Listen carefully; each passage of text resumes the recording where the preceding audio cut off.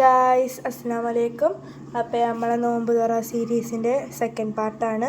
അപ്പോൾ ഇന്ന് ഉണ്ടാക്കുന്നത് എന്താണെന്ന് വെച്ച് കഴിഞ്ഞാൽ ബ്രെഡ് പോക്കറ്റാണ്. പോക്കറ്റ് ഷവർമ എന്ന് പറയും. അപ്പോൾ ബ്രെഡ് ഞാൻ കട്ട് ചെയ്ത് വെച്ചിട്ടുണ്ട്.